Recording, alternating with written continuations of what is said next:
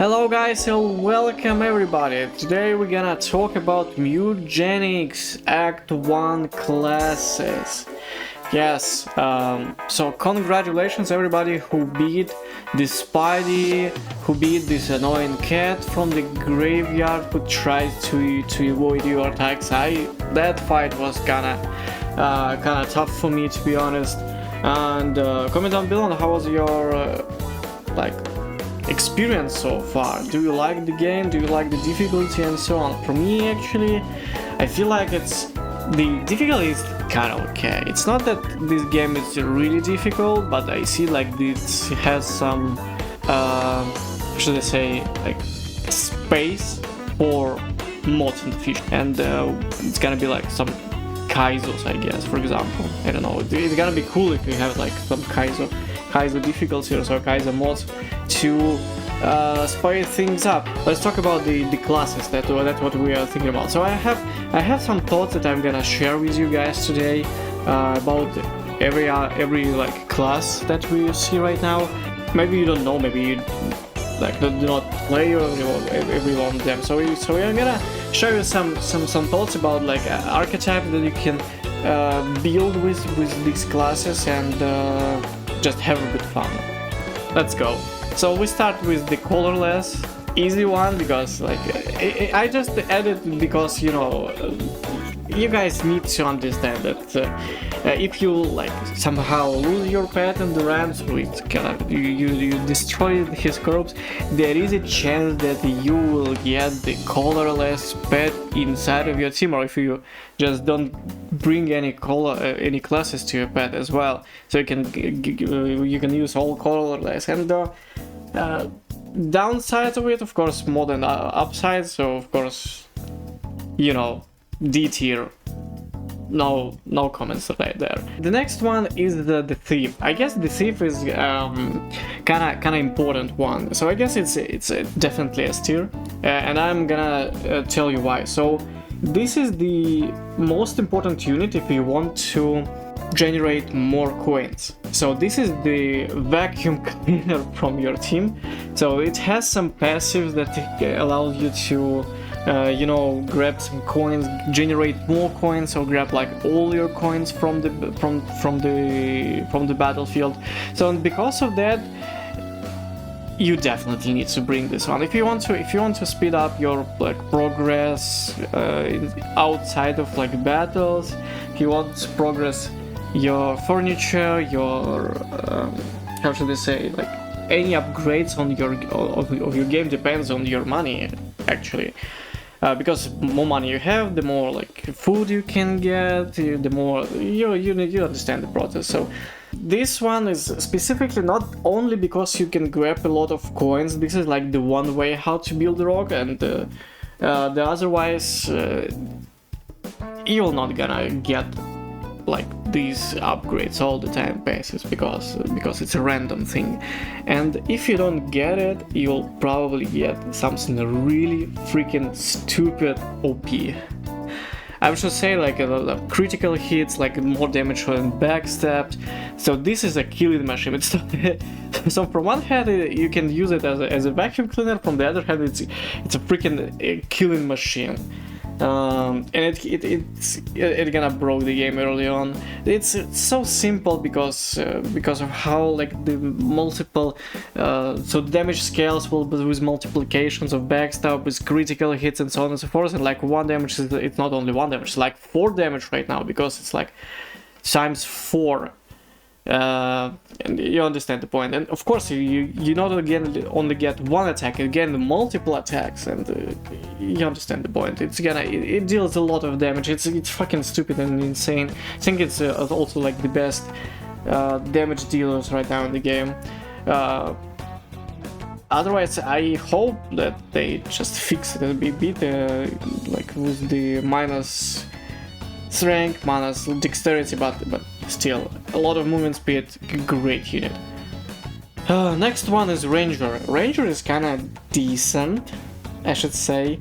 It has a lot of potential. It has some archetypes that I'm gonna say. You can build a really cool archetype of summoners. some nerfs are kinda insane, so it can fly, so it's like a lot of actually, a lot of different enemies, and it has some passives to boost your summons. So because of that, that's really good. And from the other hand, it's a ranged DPS unit. It basically goes more to, you know, like a single damage DPS, so it's gonna like a boss dealer, boss killer. But there is some ways to deal area damage as well. Because of that, I guess it's also like really good, but not as good as Thief, A tier. I'm gonna talk about the Necromancer a bit later when we're gonna talk about the tanks. Now I'm gonna switch to the Mage, and Mage is questionable, I should say. From one hand, Mage is really good, because it's like area effect, but from another hand, because of how many like things that may go wrong can go wrong with this one, I should say it's gonna be better late game when we have the access to the cool moves early on, to have like the cool stats, cool moves, and yada yada. But right now, because of it's really difficult to gain like a synergy between the moves and the passives, it's really difficult. But it deal a lot of damage still. It do his work really efficiently, but it's not gonna break the game early on. It's gonna break the game early on if you're lucky. If you're not lucky, then it's gonna taste like decent 6 damage per turn with 7 mana spell, or like 7 damage with 12 mana spell, and it's of course it's AoE, but you know, B tier. Cleric is OP in any game, of course. You need a heal, but do you need heal all the time? I guess in this game specifically no, because you have so many consumables right there. So if you want to have a good run without the Cleric, so you have like a lot of DPS, you gotta speedrun the game, this is possible. I guess this is like a really good one. But in my runs I actually go Cleric all the time, do some like, you know, slow and steady runs, but it's still doing a decent job. It also has some cool AoE potential with the abilities Holy Rise, I guess it's called Holy Rise, where you can just AoE the whole freaking map with damage. And I know, of course, I'm gonna say it's gonna be S tier for me. It's all maybe A tier actually. Is it that great as a Thief? No, Thief is too OP right now. I guess Cleric is gonna be A tier then. Okay. 8 years we got this. It's still it's really doing great job, but as a support unit it's really good. It can buff your other stuff to be insane. Yeah, it's of course 8 tier. Fighter, I don't know. This is the simplest unit right now, and it just do his job really good. I don't know, it feels so. If we're gonna take a look into the different classes that I talk right now, about the Thief, about the Ranger, about the Cleric, they are fun. But the fighter is just doing damage. It's doing a lot of damage all the time. It's really simple to build. You don't even need to think about it. It's just like pure machine vaporizing everything. So from fun perspective, it's kinda mid, okay-ish. But he's doing his job as well. But I think it's less. It's less even than the Mage, I guess. I guess it's less than the Mage. The reason is because I mean, it's difficult to give it like an infinite amount of damage on him. He can do 30 damage, and 30 damage is like, well, wow, 30 damage, of course, per turn. Maybe even 60, because you can do like 2 turns in a row with some passives.